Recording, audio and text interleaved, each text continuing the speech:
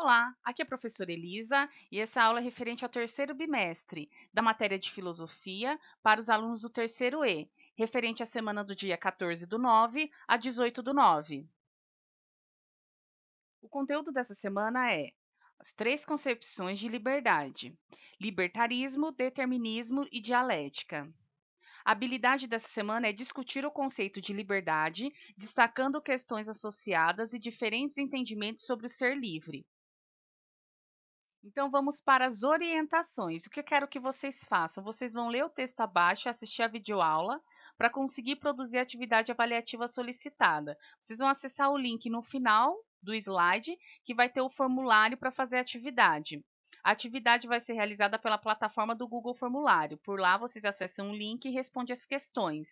As devolutivas também serão realizadas pela plataforma do Google Formulário. Quando vocês respondem as questões, eu consigo entrar, ver o que vocês responderam e dar um feedback.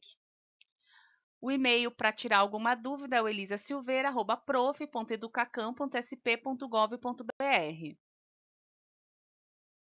Então vamos entender agora o que é dialética.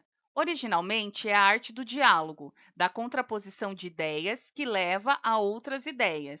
O conceito de dialética, porém, é utilizado por diferentes doutrinas filosóficas e, de acordo com cada uma, assume um significado distinto. Para Platão, a dialética é sinônimo de filosofia, o método mais eficaz de aproximação entre ideias particulares e as ideias universais ou puras. É a técnica de perguntar, responder e refutar, que ele teria aprendido com Sócrates. Platão considera que apenas através do diálogo o filósofo deve procurar atingir o verdadeiro conhecimento, partindo do mundo sensível e chegando ao mundo das ideias. Mundo sensível seria o mundo real, das coisas materiais. E o mundo das ideias seria o mundo dos conceitos, o mundo das essências. Exemplo, no mundo sensível existe a cadeira, o objeto, mas no mundo das ideias existe o conceito essencial da ideia de cadeira. Então, no mundo real pode existir várias cadeiras, mas no mundo das ideias existe um conceito da essência do que seria uma cadeira. Pela decomposição e investigação racional de um conceito, chega-se a uma síntese, que também deve ser examinada num processo infinito que busca a verdade. Para Aristóteles, a dialética define como uma lógica do provável, do processo racional que não pode ser demonstrado. Provável é o que parece aceitável a todos ou à maioria, ou aos mais conhecidos e ilustres, diz o filósofo. Então, para Aristóteles, dialética seria o provável. Então, tudo que é racionalmente provado. O alemão Immanuel Kant retoma a noção aristotélica quando define a dialética como lógica da aparência. Para ele, a dialética é uma ilusão, pois baseia-se em princípios que, na verdade, são subjetivos. E o que seria subjetivo? Subjetivo é algo individual. Então, para Kant, por isso que a dialética é uma ilusão, porque cada indivíduo possui uma ideia individual que justifica como seria provável algo. Então, não tem nada certo. Não é como Platão que identifica que seria ideias universais. Não, para ele não tem como gerar uma ideia universal da dialética, porque é subjetivo. Cada indivíduo vai ter uma ideia individual do que seria o correto, do que seria provável. Então vamos ver o conceito de dialética na história. No início do século XIX, George Wilhelm Hegel, de 1770 a 1831, desejando solucionar o problema das transformações às quais a realidade está submetida, apresenta a dialética como um movimento racional que permite transpor uma contradição. Uma tese inicial contradiz-se e é ultrapassada por sua antítese. Essa antítese, que conserva elementos da tese, é superada pela síntese, que combina elementos das duas primeiras, num progressivo enriquecimento. A dialética hegeliana não é um método, mas um movimento conjunto do pensamento e da realidade. Então, para Hegel, a dialética é um movimento racional que permite possuir uma contradição. A tese é o que se apresenta para se defender a contestação.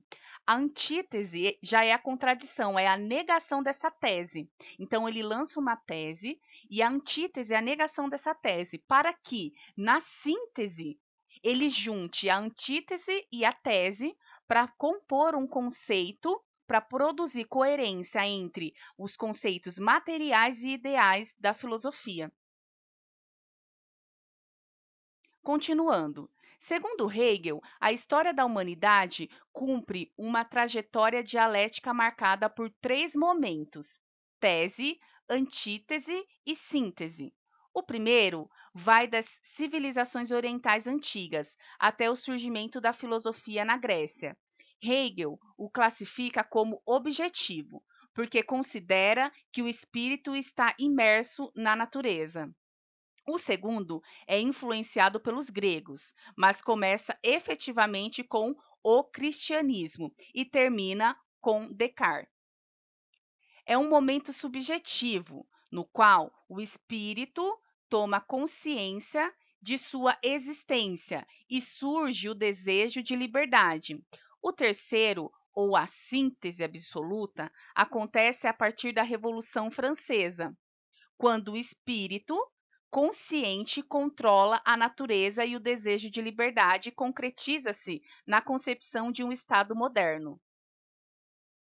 Então, Hegel vai colocar a dialética na história da humanidade. Então, ele coloca o conceito de tese, antítese e síntese na história da humanidade. E aí ele classifica com essas três fases que eu acabei de ler. Então, quando esse indivíduo passa pelos períodos que eu li no slide anterior, que é o período objetivo, que seria descobrir os mistérios da natureza. Na concepção hegeliana, seria a tese. E aí ele passa pelo processo subjetivo, que daí esse espírito, e espírito para Hegel é o ser humano, tá? Consciência de ser. Esse ser torna-se consciente da sua existência, não querendo mais investigar apenas os conceitos naturais, que é o princípio do objetivo, tá? Que lá na Grécia Antiga. Então, os filósofos da Grécia Antiga, eles queriam saber o que é a natureza, por que os fenômenos naturais. Já no subjetivo, lá junto com o cristianismo, ele tem essa consciência de ser humano, tá? Que está vivendo nessa natureza e essa relação com ela. Então vem a ideia de consciência humana e de como viver nesse mundo. Aí, esse conceito subjetivo seria a antítese, tá? Que é a negação da tese, que o subjetivo nega só o conceito objetivo. E aí ele vai, com a Revolução Francesa, ir para esse absoluto, que seria a síntese, que é esse ser consciente da sua humanidade, que quer controlar sua forma de vida. E assim surge o desejo da liberdade. Então, esse ser consciente, que ele não é mais só um ser natural, ele tem essa consciência, ele vai desenvolver essa síntese do quê? Do desejo da liberdade. Então, a síntese de todo esse processo que Hegel faz sobre colocar a dialética na história, a síntese maior é esse indivíduo que deseja e almeja a liberdade. Continuando aqui, vamos falar sobre a dialética marxista. Karl Marx e Friedrich Engels, de 1820 a 1895, reformam o conceito hegeliano de dialética. Utilizam a mesma forma, mas introduzem um novo conteúdo. Chamam-se essa nova dialética de materialista, porque o movimento histórico para eles é derivado das condições materiais da vida. A dialética materialista analisa a história do ponto de vista dos processos econômicos e sociais e divide em quatro momentos: antiguidade, feudalismo, capitalismo e socialismo. Cada um dos três primeiros é superado por uma contradição interna, chamada germe da destruição. A contradição da antiguidade é a escravidão. A contradição do feudalismo são os servos. E a contradição do capitalismo é o proletariado. O socialismo seria a síntese final, em que a história cumpre o seu desenvolvimento dialético. Então, Marx e Engels vai pegar a dialética hegeliana, só que vai introduzi-la a partir dos conceitos das condições materiais da vida, que seriam os processos econômicos. Aí ele divide em 4 momentos. Na antiguidade, cada momento vai ter uma contradição. Então, na antiguidade é a escravidão, no feudalismo são os servos e no capitalismo é o proletariado. E para ele, esse sistema contraditório tem que ter a superação, que é o germe da destruição. Tá? E esse germe da destruição do sistema capitalismo seria a gente se elevar para um socialismo, que é a luta de classe, que não teria mais classes, e aí seria o desenvolvimento da igualdade entre os povos. Esse texto foi retirado do Algo Sobre, e para quem quiser, é só acessar esse site aqui e tem o texto completo. Chegamos na parte mais esperada, atividade avaliativa. O que vocês vão fazer? Acessar esse link aqui. Esse link é do formulário que tem as questões referentes a essa videoaula. Então, precisa assistir a videoaula para conseguir entrar no formulário e responder as questões. Esse link também vai estar na descrição do vídeo. Então, é só baixar para ver a descrição, clicar lá no link para responder as questões do formulário. É só isso por essa semana, galerinha. Até a próxima!